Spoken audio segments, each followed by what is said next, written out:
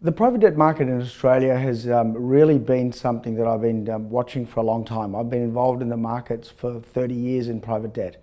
However, in the last 6 months, we've seen more written and spoken about in private debt than I've seen in my whole career. Why is that? People are looking for what do they do in an environment coming into 2022 of higher inflation, higher rates, with geopolitical concerns in Europe.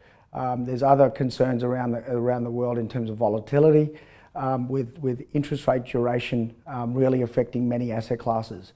Private debt has wonderful characteristics of being floating rate. It has security in terms of being secured against operating businesses or loans. And then on top of that, it gives you diversification, genuine diversification of sectors and industries that you ordinarily wouldn't get in listed markets, be they equity or in debt.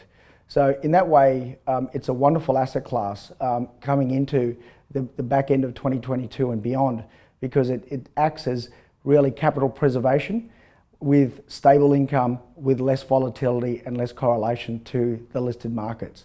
And I think that's where private markets now are starting to become much more important in people's asset allocation.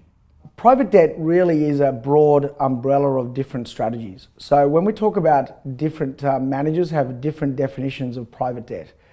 They really range from low risk, low return, like providing loans to top 200 Australian corporates, which are wonderful from a credit standpoint, but don't really give you the return that we're seeking. But then you've got at the other end of the spectrum, distressed debt and special situations, or even lending to bilateral SMEs, small to medium enterprises.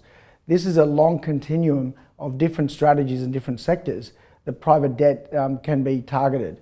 At Revolution Asset Management, we really target three key areas.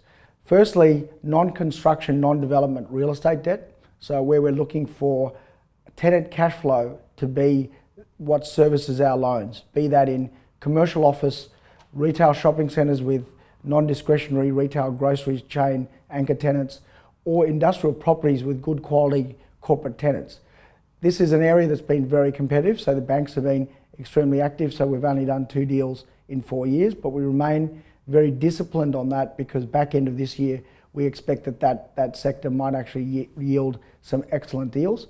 But the other two areas that we really focus on is private company and leveraged buyout debt. So last year in 2021, we had the largest year of M&A activity on record in Australia. And think about every one of those acquisitions, be they public companies being taken private, they require something in the order of 50% debt funding for those acquisitions. So we found a very strong pipeline of deals to be able to choose the ones that we really are comfortable with in providing the funding for those acquisitions for top end of town companies with very strong international and domestic PE sponsors. The third area is asset-backed securities.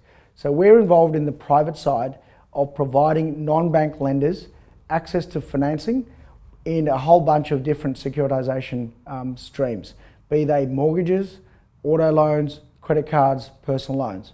This is an area that's also in significant growth because banks are retreating from many of those different areas because of capital regulation. And so some of the names that we've partnered with in that space are Latitude, who is the old GE Money business across Australia and New Zealand, Bluestone Mortgages, Mortgage House, more recently auto loans through MoneyMe, who just acquired Society One, and Wiser. These are kinds of names that we've partnered with in helping them fund their business and their financing at extremely attractive rates for our investors. So a lot of our clients these days are more interested in private debt, be they high net worths all the way through to CIOs in large super funds, for really similar reasons. They are looking for taking some risk off the table and going into more defensive asset classes. Traditionally, the bond asset class provided you with a lot of stability, liquidity, as well as a non-correlated risk to the more risky equity markets and other strategies. The bond sort of piece has really gone out of favour because of what we expect what rates are going to do.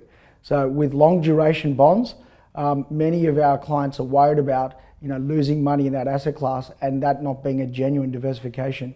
Should equities turn down, bonds could actually go with them. So in order for us to be relevant to those sort of clients, we're telling them, well, you have to give up some liquidity in our strategy because it's a less liquid strategy.